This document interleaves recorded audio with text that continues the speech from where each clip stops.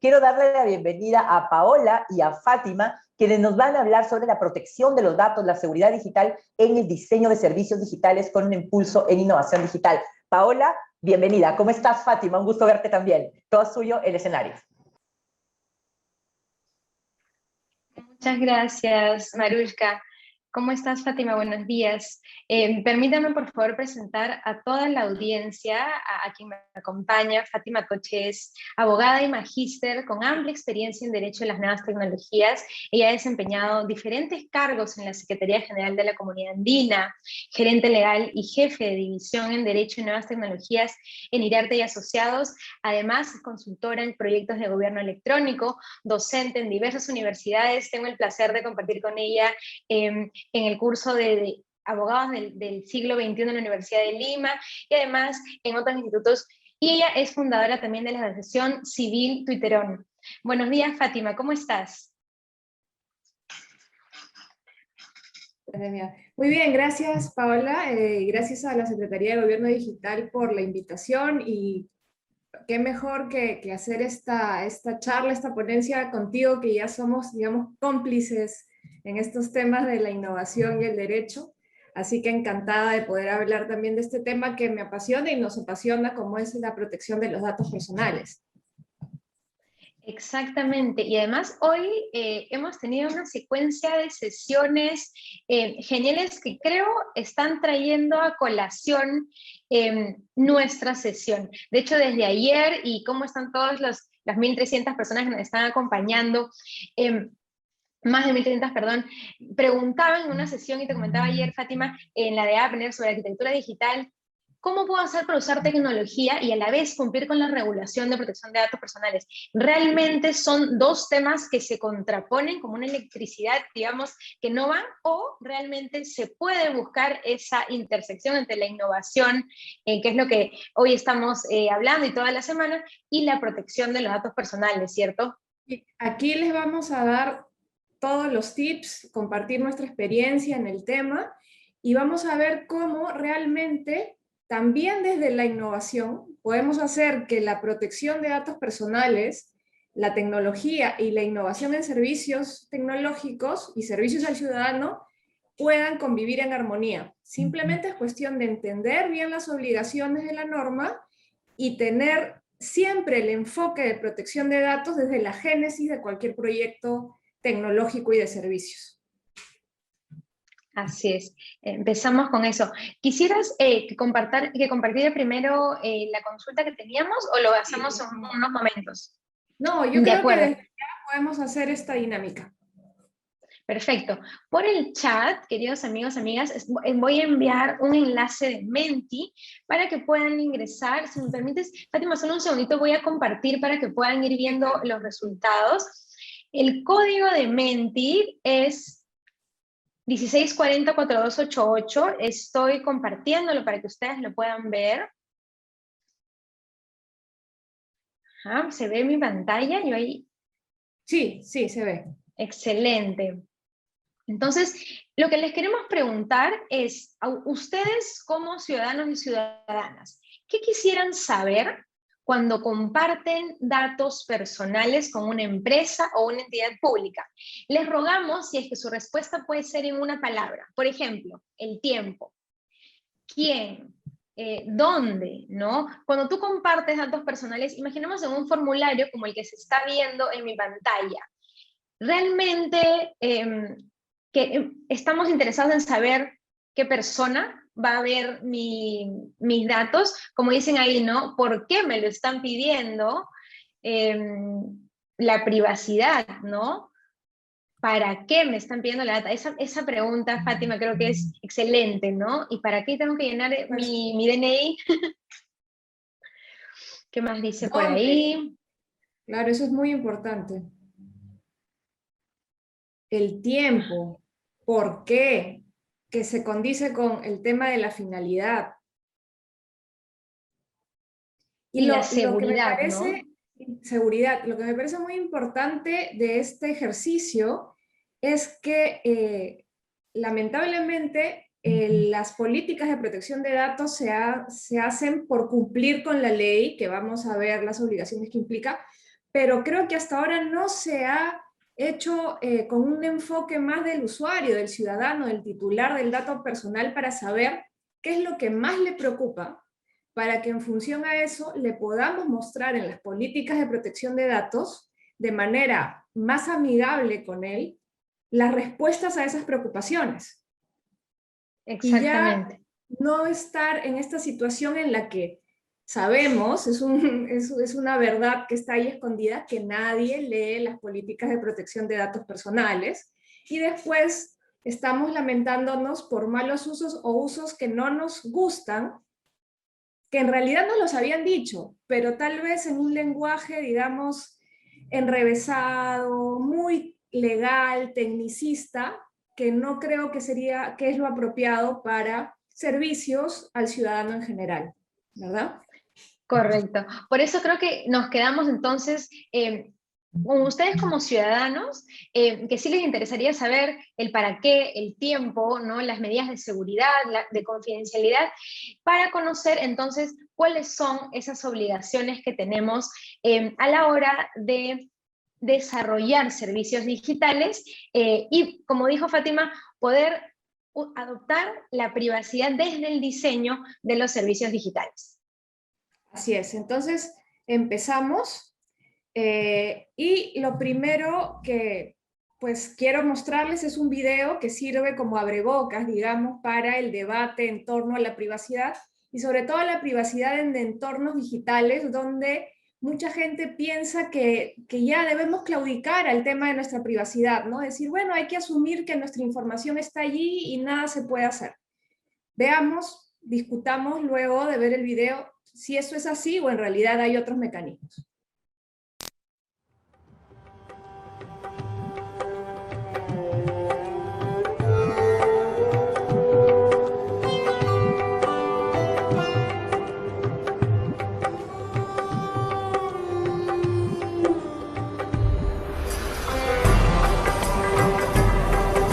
Dag Fien.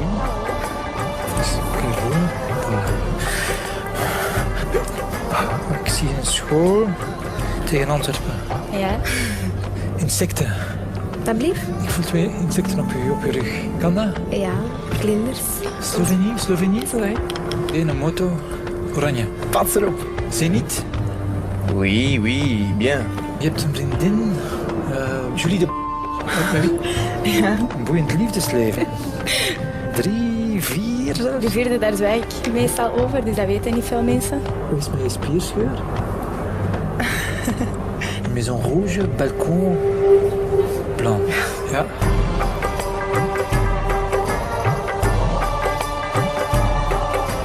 Ik zie geld, ik zie transacties, maar kent je rekeningnummer van buiten? Ik denk dat ik het wel weet. Die staat wel negatief op je bankrekening. Ja? 9-7. Last month you spent €200 on alcohol. Vorige maand €300 aan kleding gespendeerd. 8, Ja. 5 voor een huis dat van eigenaar gaat veranderen. €295.000. Ja, eigenlijk.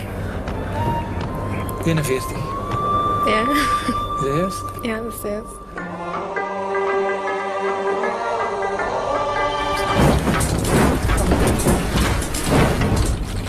Oh my god. Oh nee. Ah, dat is, ik weet niet hoe eng.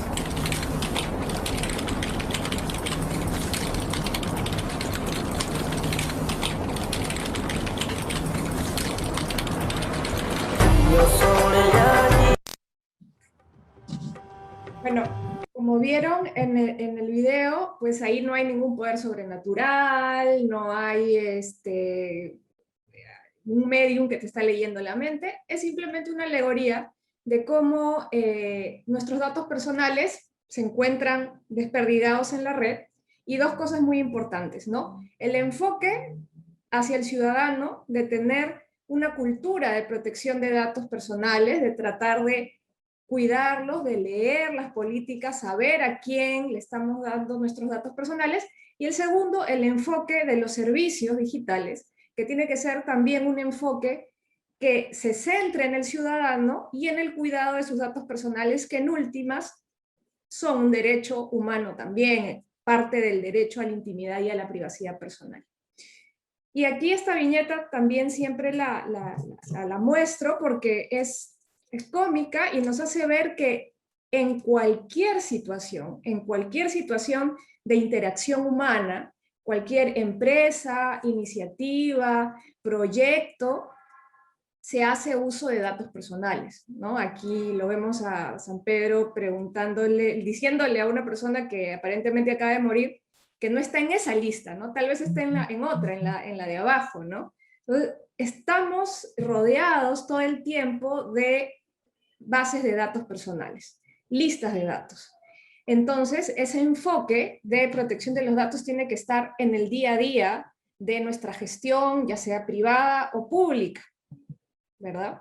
Y aquí empezamos pues con la cuestión normativa, ¿no? La Ley de Protección de Datos Personales es la Ley 29733 y tiene un reglamento que es el 003-2013 JUS, tiene una directiva de medidas de seguridad también que establecen el marco para la protección de datos personales en nuestro país, y esto es una norma que aplica tanto al sector público como al sector privado, con ciertas particularidades sí, pero a ambos sectores. Entonces todos tenemos que estar conscientes de esta normativa. Entonces partimos por lo básico, ¿no? Que no necesariamente está claro para todo el mundo, es ¿qué es un dato personal?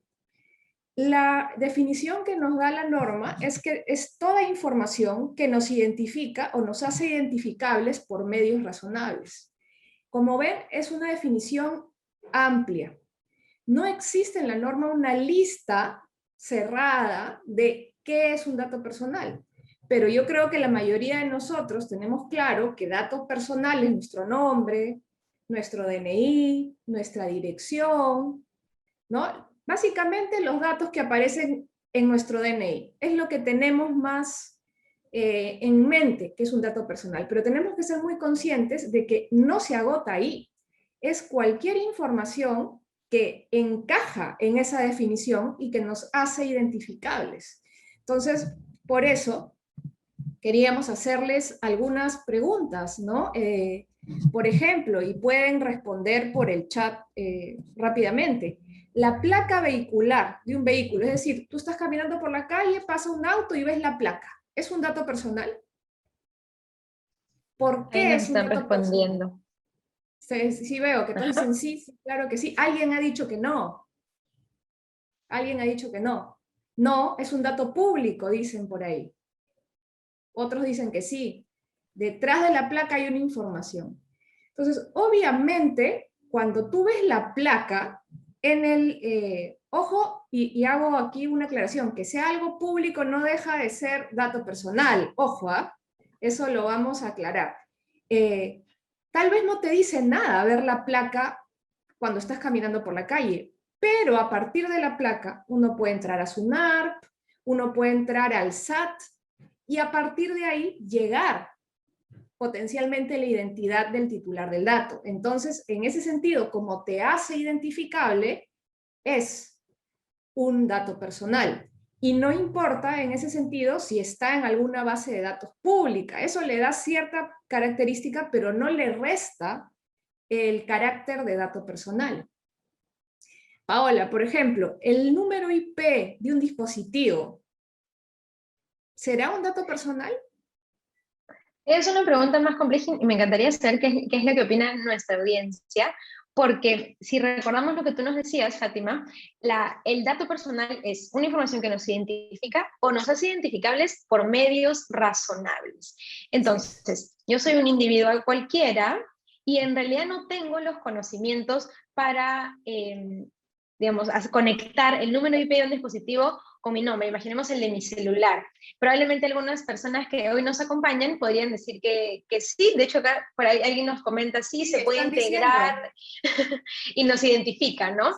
por lo cual sería un dato personal. Claro, tenemos aquí una audiencia altamente preparada en temas tecnológicos, incluso han mencionado el tema del protocolo IPv6 y el IPv4 que tenemos en estos momentos, que hace más difícil la identificación del relacionamiento de un IP con la identidad de una persona, pero no quiere decir que no sea posible, y con el protocolo IPv6 va a ser mucho más fácil hacer ese rastreo. Pero incluso si hablamos de un dispositivo que te ha entregado una empresa o una institución pública, ese IP seguramente está asociado a un nombre, a un número de usuario, lo cual va a ser mucho más fácil, ¿no? La identificación de la persona. Otro tema que generó en su momento mucha duda era si, por ejemplo, un número de teléfono, pero no el número que te da a una persona, sino un número generado aleatoriamente por un software, un algoritmo, con 9 dígitos, y te lanza ese número. ¿Será un dato personal? Ojo, eso lo pueden utilizar call centers, ¿no? En vez de gastar en una base de datos, tienen un software que les lanza aleatoriamente 9 dígitos.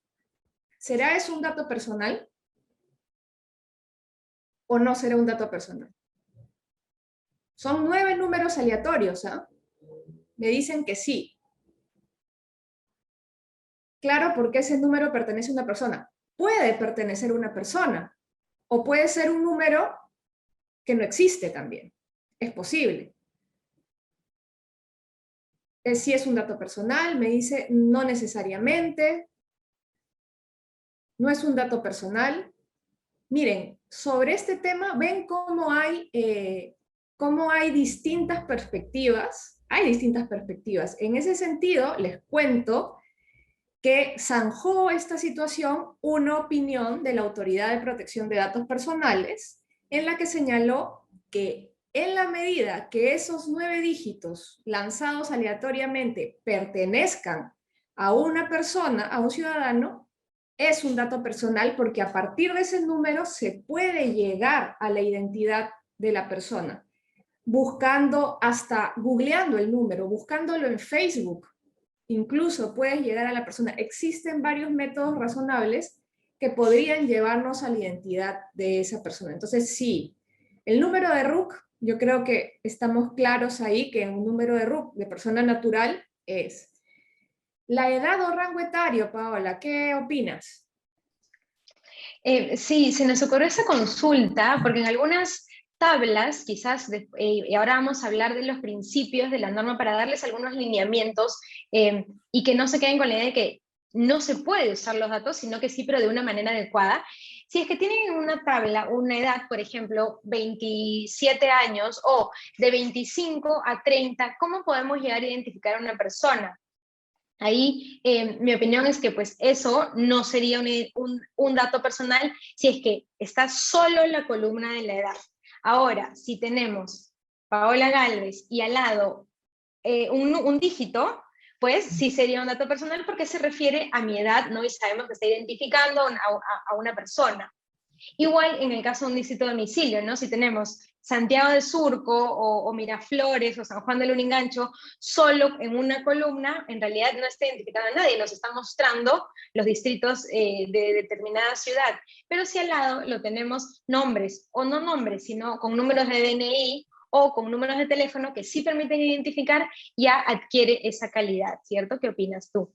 Así es, totalmente de acuerdo. Eso la norma lo llama disociación. Es decir, tienes un dato como la edad o como un distrito de domicilio, pero no lo tienes vinculado o relacionado a otro dato que sí haga identificable a la persona. Entonces ahí está totalmente disociado.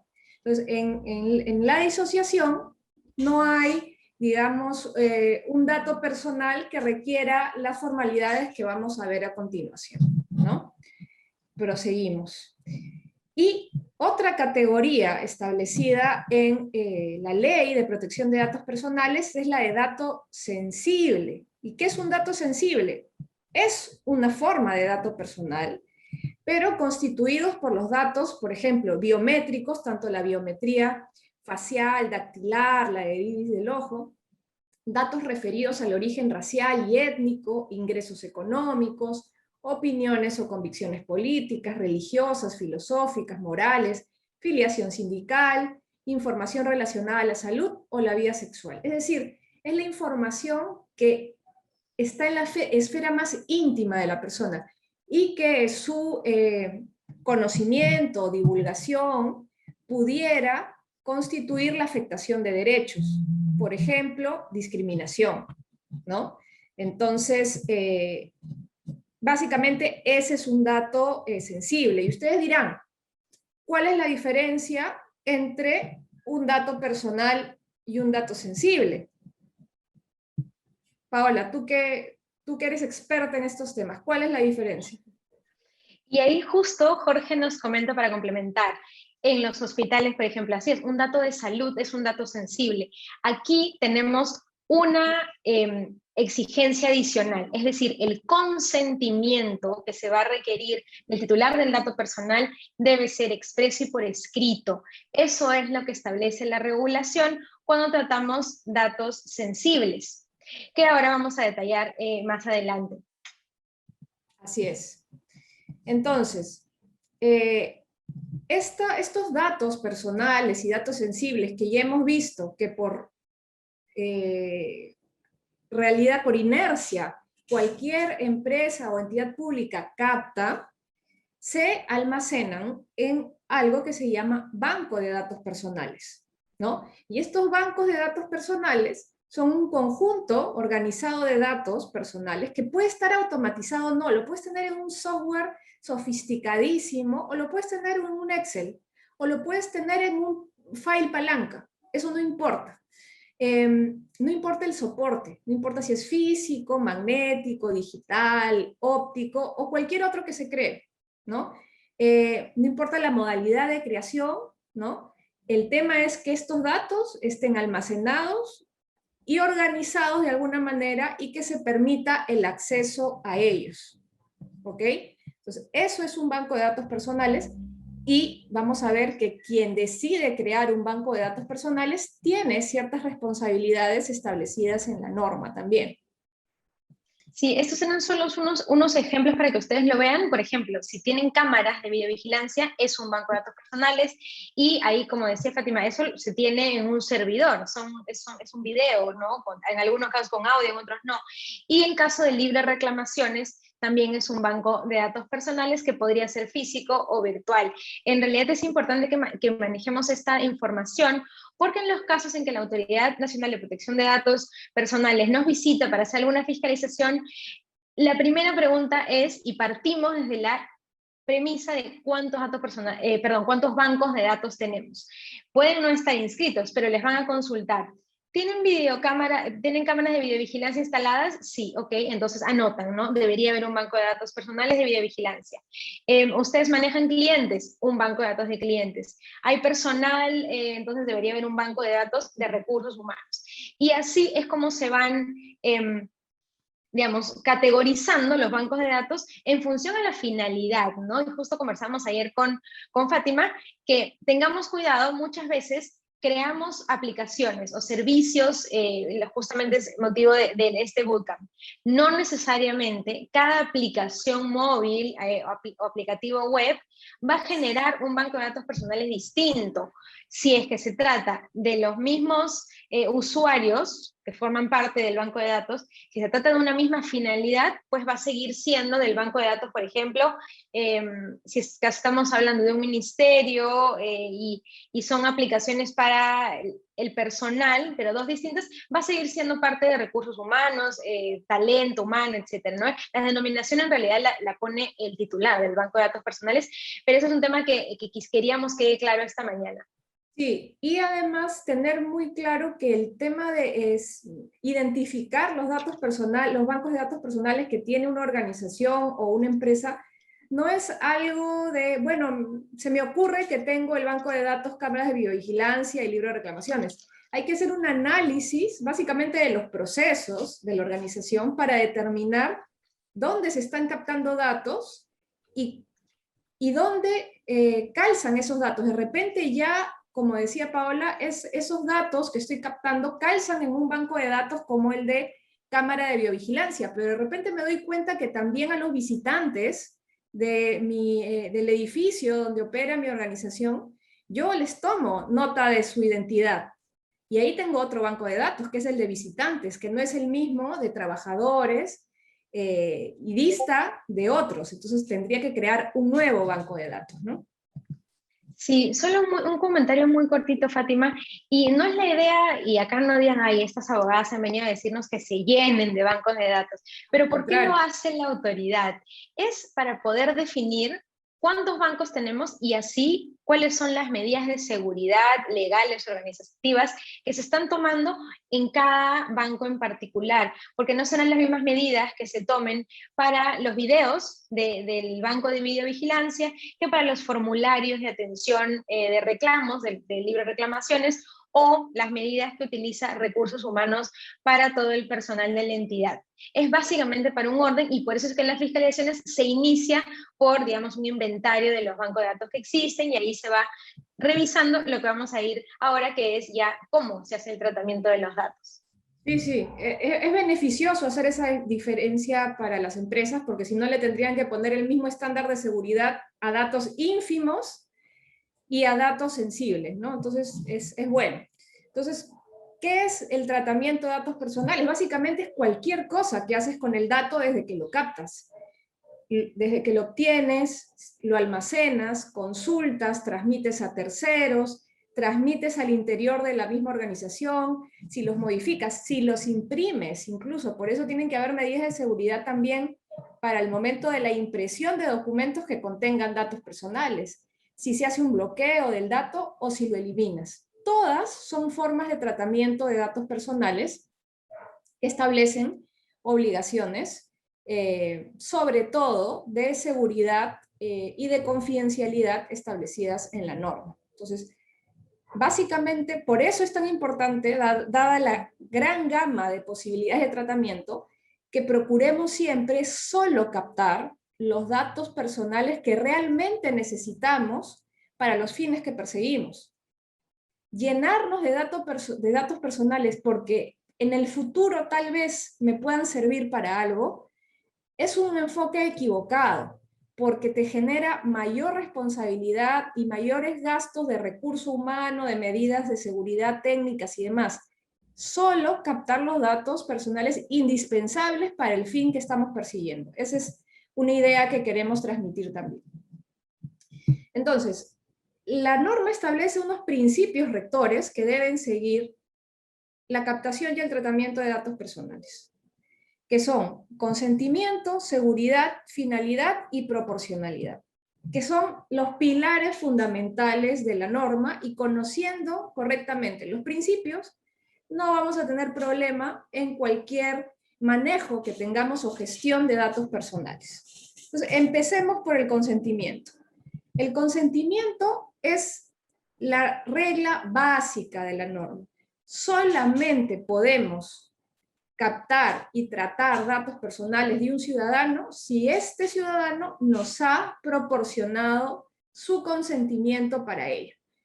¿Hay ciertas excepciones en la norma? Sí. Una de ellas, que les atañe a muchos de ustedes, es en el caso de entidades públicas, del sector público, en la medida que la captación se haga para el cumplimiento de sus funciones, no es necesario captar el consentimiento, lo cual no quiere decir que no debamos cumplir con los otros principios y obligaciones establecidas en la norma. Pero ¿cómo debe ser captado este consentimiento? De manera libre, sin que medie coacción alguna, previo, es decir, solo si previamente me han otorgado el consentimiento, yo puedo proceder a captar y procesar los datos. Nunca puede ocurrir que el ciudadano llena el formulario con todos sus datos y luego de ello le mandan un correo electrónico diciéndole: señor, señora, muchas gracias por sus datos, por si acaso lo vamos a usar para todo lo que se nos ocurra. Muchas gracias. No. El consentimiento tiene que ser previo. además debe ser expreso e inequívoco. ¿Qué quiere decir eso? Que debemos tener una forma de demostrar que el ciudadano en un momento determinado en el tiempo nos otorgó su consentimiento.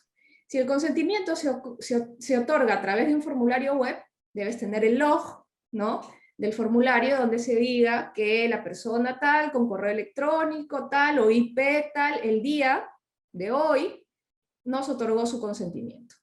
Para que si llega una fiscalización, puedas mostrar efectivamente que cuentas con el consentimiento de las personas titulares del dato. Correcto, Fátima. Solo para complementar y respondiendo a Tania, que nos consulta si es válido el consentimiento informado a través de un formulario o si necesariamente tiene que firmar. De hecho, si se hace en un ambiente digital, que es lo que hoy nos atañe, el clic también representa una firma electrónica, y lo hemos hablado el día de ayer. ¿Se acuerdan? Una firma electrónica simple podría ser, dependiendo de la tecnología que se utiliza. Eso ya es un consentimiento expreso, y como dice Fátima, se debe almacenar el log y poder demostrar luego que sí se ha obtenido el consentimiento. En el caso de los datos sensibles, como mencionamos hace un momento, que hay un nivel mayor digamos, hay que debe ser estricto en un consentimiento escrito, es importante que mencionemos que el reglamento sí establece que escrito significa una firma manuscrita, una firma digital o cualquier otro mecanismo de autenticación que garantice la voluntad inequívoca. Entonces, esta norma no es una barrera para solicitar datos sensibles a través de medios digitales. Lo podemos hacer utilizando firmas digitales o otros mecanismos que realmente puedan garantizar la identidad de la persona, que se pueda autenticar y que haya una voluntad inequívoca de ese titular. Así es.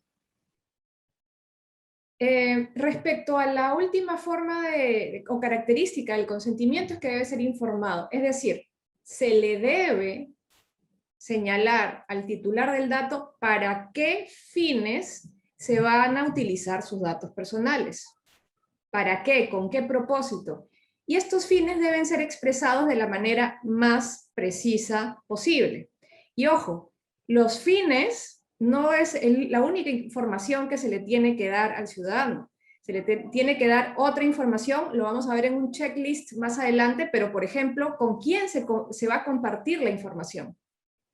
Ya sea alguna otra entidad pública en el Perú, alguna empresa, alguna entidad o empresa en el exterior como Transferencia Internacional de Datos, se le tiene que informar básicamente todo lo que ustedes al inicio, cuando les hicimos la consulta, dijeron que querían saber.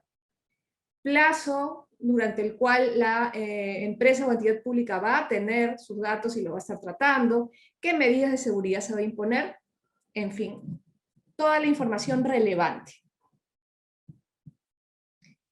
El principio de calidad también es muy importante y sobre todo de cara al sector público, ¿no? Señala que los datos contenidos en un banco de datos personales deben ajustarse con precisión a la realidad. Se presume que los datos directamente facilitados por el titular de los mismos son exactos. Es decir,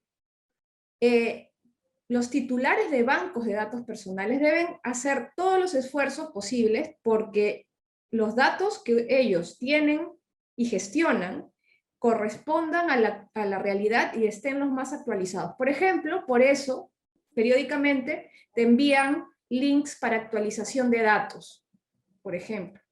En el caso del sector público, que un dato del ciudadano esté erróneo o no actualizado, miren cuántos problemas puede traer, como por ejemplo para el pago de bonos, para el tema de la vacunación, en general. Entonces, es responsabilidad también del titular del banco de datos mantenerlo lo más actualizado posible, obviamente en la medida de sus posibilidades. Pero la idea es que corresponda a la realidad y a la actualidad. Y sobre seguridad, que es un tema que he visto también que le preocupa a muchos, y es totalmente justificada esa preocupación, es que el titular del banco de datos y quien se encargue del tratamiento de esos datos debe tomar todas las medidas técnicas, organizativas y legales que sean necesarias para garantizar la seguridad de esos datos y garantizar que solo sean utilizados para los fines que se le informó al ciudadano antes de otorgar su consentimiento, y no para fines distintos, ¿no? Y depende de la criticidad del dato, hay medidas de seguridad que son distintas a otras. Y para eso, como les mencioné, existe una directiva de medidas de seguridad que es aplicable, ¿no? Igual vamos a hablar un poco de esto.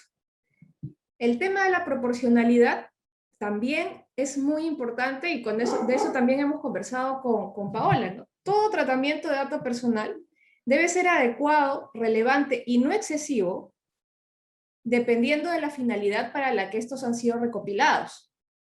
Si tú estás trabajando en una solución para que las personas ubiquen la farmacia más cercana con los medicamentos más baratos, básicamente lo que a ti te interesa es captar su ubicación, ¿no? Y por ahí algún dato adicional.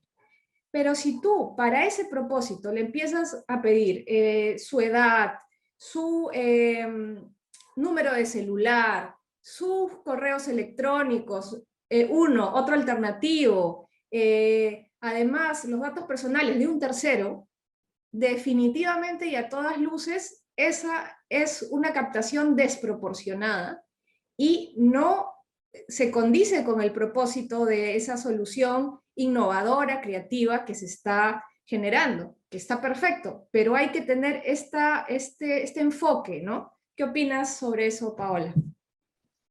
Correcto, Fátima, totalmente de acuerdo con lo que has mencionado. Y muchas veces estas aplicaciones y los formularios extensos tienen buenas intenciones porque los diseñadores, como tú decían, no, esto lo voy a necesitar luego, entonces si ya está llenando el formulario, le pido de paso su DNI, información del teléfono, cuando en realidad sí, ese me parece un excelente ejemplo, ojalá existiera, con mi ubicación ya voy a poder encontrar a la farmacia más cercana, etc. Entonces, recordemos algo y llevemos esta idea. Desde el diseño del servicio digital, tomemos el aspecto de la privacidad. Entonces, ¿qué datos necesariamente se requieren para este servicio que voy a brindar? Si es la dirección, pregunten, ¿para qué lo necesito? Hagan el ejercicio doble, porque realmente eso hasta les va a facilitar luego el procesamiento de los datos. No pensemos en una fiscalización, hagámoslo por nosotros, porque va a ser más fácil tener nuestra tabla de Power BI o el Excel que estemos utilizando con la data que requerimos, y así las personas también tienen más confianza. Lo que estamos tratando de promover es la confianza digital, y eso solo se genera cuando el usuario, como ciudadanos, podemos sentir que realmente me están solicitando lo que yo estoy otorgando es para la finalidad. Y con una política de privacidad sencilla, que tenga un lenguaje realmente claro, y yo saber con quién va a utilizar la data, y ahora lo vamos a comentar, pero pongamos de nuestra parte todos, desde el área de tecnología como también el área legal que está a cargo de redactar esas políticas de privacidad. Pongámonos siempre al centro a la ciudadanía. Así es, y incluso si tienen la tentación de pedir algún dato adicional, porque tal vez sí puede ser relevante para una actualización, ¿no? del servicio, de la app, no pongan todos los campos obligatorios, ¿no? Pongan campos electivos, porque para que por lo menos le permitas a la persona acceder al servicio, a la solución digital, sin tener que dar datos que tal vez a ellos no les gustaría otorgarlos, ¿no? Cuando ponemos todos los campos obligatorios, incluso de datos que no son indispensables, estamos haciendo que muchas personas no accedan a ese servicio, por temor a dar esos datos adicionales, ¿verdad? Entonces aquí ya empezamos con lo que un poco asusta, ¿no? Pero que en realidad son obligaciones, verán, yo creo, bastante lógicas de cara a la responsabilidad de tener estos datos y gestionarlos, ¿no? Me refiero a los titulares del banco de datos personales. Primero que nada, efectuar el tratamiento de datos solo si el titular te ha dado el consentimiento. Ya lo hemos mencionado, sin consentimiento, y eso aplica a tantos campos en la vida, sin consentimiento no puedes dar un paso adelante, ¿no? No puedes tratar esos datos. Tampoco recopilar datos personales de forma fraudulenta, desleal o ilícita. Por ejemplo, yo mando un formulario donde digo que voy a regalar un auto nuevo para captar datos, y en realidad no hay auto, no hay nada, ¿no? Y ahí estoy captando datos de una manera fraudulenta, y eso nunca se debe hacerse. Tienen que captar datos para finalidades lícitas y válidas. Igualmente, recopilar lo que ya hemos dicho, ¿no? Solo aquellos datos necesarios para alcanzar la finalidad prevista. No utilizar datos personales para finalidades distintas, salvo procedimiento de anonimización, que es algo que habíamos hablado de la disociación, pero también en algunos casos es posible, por ejemplo, el caso de una resolución sancionatoria, una sentencia, hay datos personales en la medida que hay personas naturales ahí, pero fácilmente, y con el propósito de publicar este tipo de pronunciamientos, se tacha en negro la identidad de la persona natural involucrada. Y así, con muchos otros documentos que puedan contener datos personales, se puede anonimizar totalmente. ¿Qué te parece, Pau, si continúas? De acuerdo. Otra de las obligaciones, y está en la siguiente diapositiva, es poder ayudar a que los ciudadanos ejerciten sus derechos. Son los derechos ARCO, que los vamos a comentar ahora en las siguientes diapositivas. Por otro lado, complementar los datos personales cuando estos sean inexactos o incompletos, y ahí también veían las preguntas que los ciudadanos quieren saber cómo actualizarlos para preservar el principio de calidad, ¿cierto? En la política de privacidad se coloca un correo, número de teléfono, dirección o el canal que tengan ustedes para que las personas podamos acercarnos y actualizar esta información, hacer un proceso sencillo para ello. Además, otra de las obligaciones es eliminar aquellos datos personales que han dejado de ser necesarios, como decíamos hace un momento, si es que realmente ya se deja de utilizar determinada aplicación, es lo mejor que se pueda eliminar los datos de una manera segura y proporcionar a la Autoridad Nacional de Protección de Datos Personales la información que requiera sobre el tratamiento de los datos. Y es que muchas veces vienen en fiscalizaciones y ahí lo ideal es tener todo documentado y listo para poder mostrarlo ante la autoridad, que es una obligación que tenemos. Justo en el siguiente me parece que es sobre los derechos ARCO, Fátima. Es medidas de seguridad. Medidas de seguridad. Perfecto, esto es básico porque justamente es lo que establece el reglamento para el tratamiento de datos de forma automatizada, es decir, de manera digital. Aquí lo clave es que ustedes tengan 3 procedimientos documentados. En primer lugar, la gestión de accesos, gestión de privilegios y la verificación periódica de privilegios. Como proceso, agregaría la identificación del usuario del sistema, es decir, siempre los sistemas deben contar con un proceso para autenticar a la persona que va a ingresar a la base de datos, al banco de datos personales, mediante un usuario y contraseña, sea mediante un certificado digital, un token. Ahí la norma no lo limita, pero sí debemos tener alguna manera de identificar al usuario. ¿Por qué? Porque sí se requiere de manera obligatoria tener una gestión de accesos. Mediante un documento sencillo, no hay una formalidad, la autoridad sí revisa que tenga un procedimiento documentado para que por lo menos de manera anual, lo ideal es que sea semestral en realidad, vean la gestión de accesos. ¿Quiénes son los usuarios que tienen la posibilidad de ingresar al banco de datos? Tenemos al gerente de TI, tenemos al analista, y de repente al que ve arquitectura digital. Ok, si por su rol realmente deben acceder al banco de datos, de acuerdo, pero debe constar en un acta. Eso acompañado de la gestión de los privilegios. El rol de gerente de TI, ¿no? El jefe de la OTI, tiene todos los accesos, posibilidad de agregar, eliminar, modificar los campos en el banco de datos. De repente, un analista se debe limitar los roles, ¿cierto? Y darle simplemente permisos para que pueda adicionar datos, pero no podría eliminar y mucho menos extraer data de ese banco de datos, ¿no?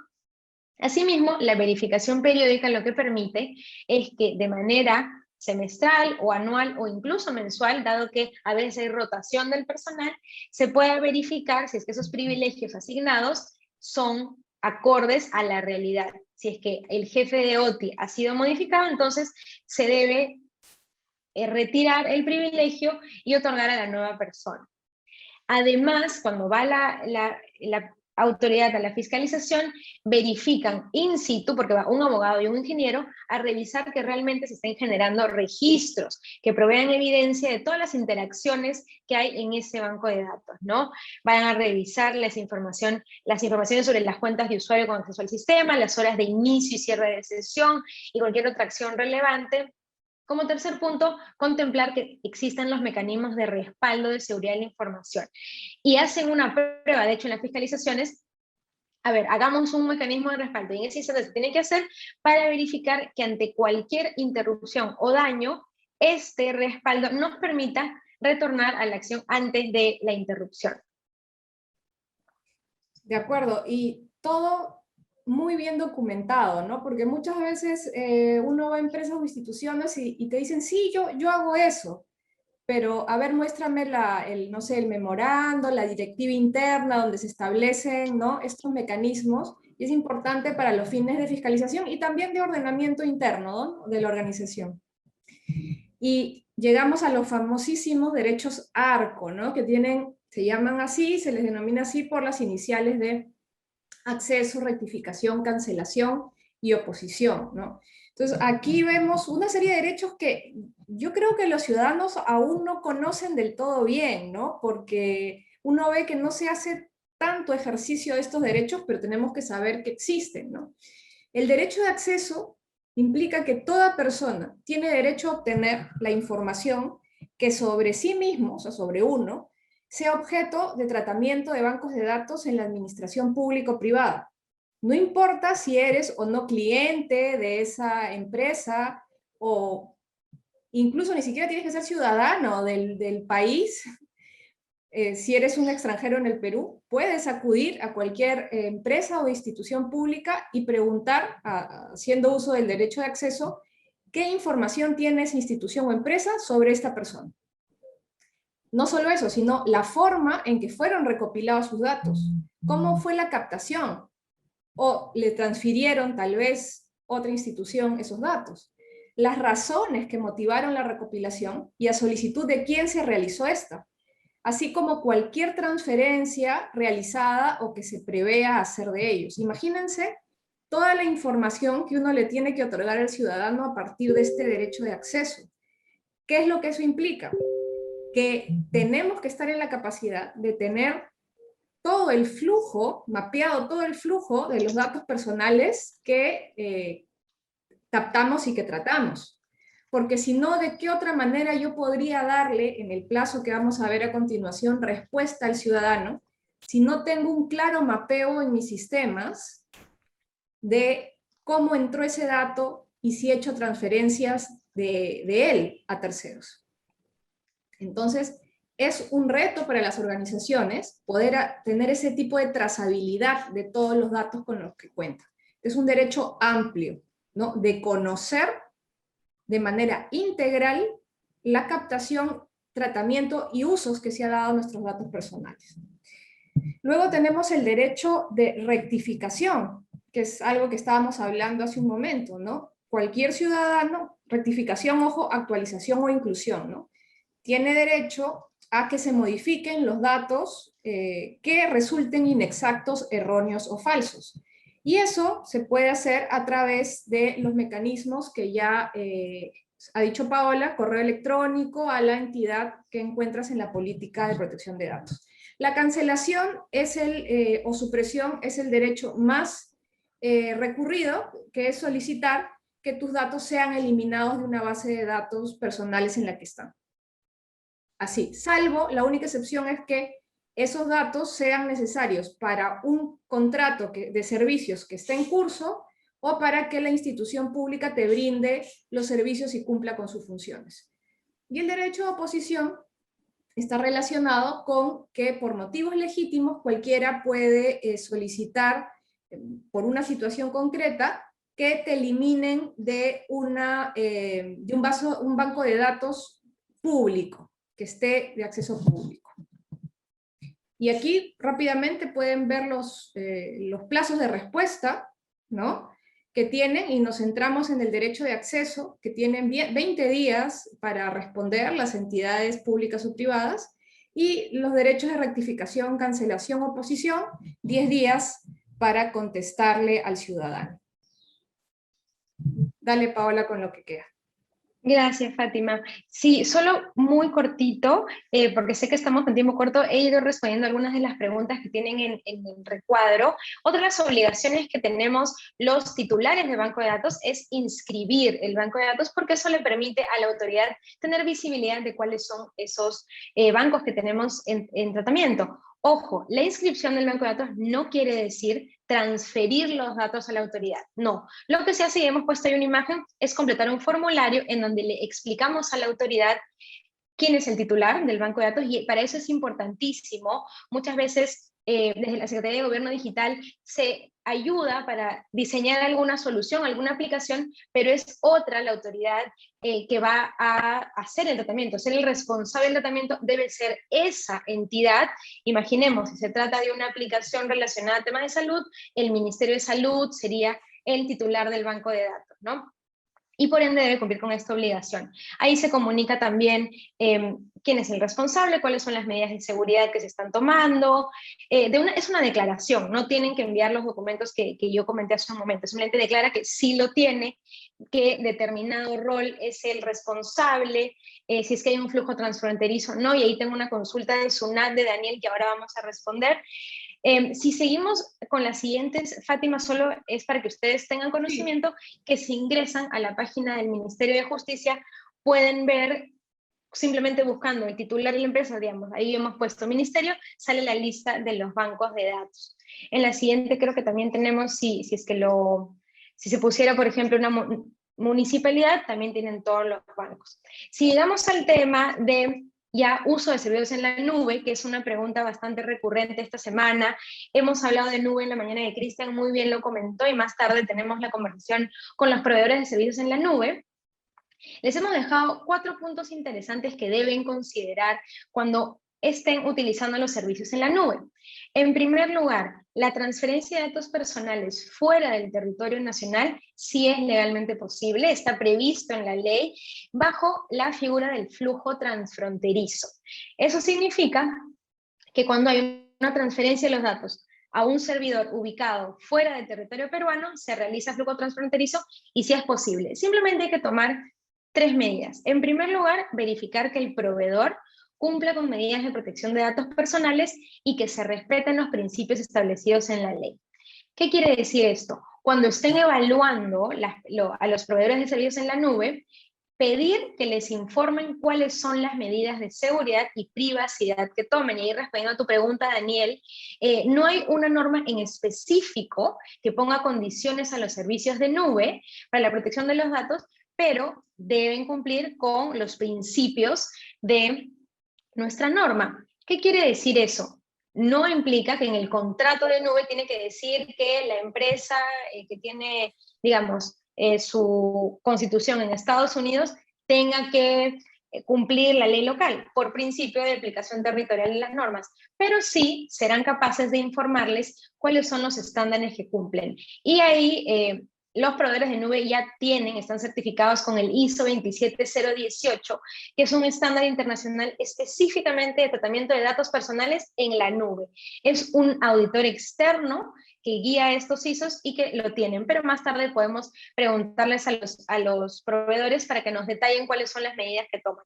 Asimismo, y es una obligación de la ley, formalizar el flujo transfronterizo. ¿Qué quiere decir? Sí se tiene que tener un contrato suscrito. En el caso, como Cristian lo explicaba en la sesión de más temprano, no se firma un contrato con el proveedor de nube que está ubicado en el extranjero, sino con un proveedor local, pero es un servicio de intermediado, ¿no? Y como cuarto punto, informar el flujo transfronterizo a la autoridad en el formulario de inscripción, o si cuando inscribieron el banco no usaban nube, lo que les corresponde es modificarlo. Hay un formulario de modificación muy sencillo. Sí, solo para complementar, informar también al ciudadano en la política de protección de datos de estas transferencias internacionales y ser consciente de todos los servicios que se tienen en la nube. Por ejemplo, la misma página web normalmente tiene un hosting que está su servidor en el extranjero, entonces ahí también hay una transferencia internacional. Aquí habíamos estado también conversando de esto con Paola en el sentido de que por más que gran parte de las formas de captación que realizan las entidades públicas están exceptuadas de la necesidad de contar con el consentimiento, porque gran parte las hace para brindar los servicios que por ley se les ha encomendado, no se puede dejar de lado el deber de informar todo lo que le hemos estado contando, las finalidades de captación, las transferencias internacionales, las medidas de seguridad que se imponen. En realidad, informar todo lo relacionado a cómo se van a gestionar esos datos personales. Si se van a compartir con empresas de repente que están colaborando en un proyecto particular con el Estado. Si hay estas transferencias porque el servicio está en la nube. En fin. Si te parece, Fátima, sí, podemos ir al siguiente slide y ahí eso va a quedar para ustedes en go.pe. Les hemos armado este checklist para cuando piensen en redactar una política de privacidad, antes de redactarlo, cuando lo estén redactando, ver que se incluya todos esos factores. Y finalmente, perdóname, Fátima, creo que tenemos que pasar a un segundo bloquecito para responder la pregunta, ¿no? Si podemos ir al siguiente slide. Entonces, ¿es posible adoptar innovación sin comprometer la privacidad? No sé si podemos volver al slide, perdón, Fátima. Sí, perdón. ¿Es viable adoptar innovación sin comprometer la privacidad? La respuesta es sí. De hecho, sí, solo quédense, por favor, con 4 ideas puntuales.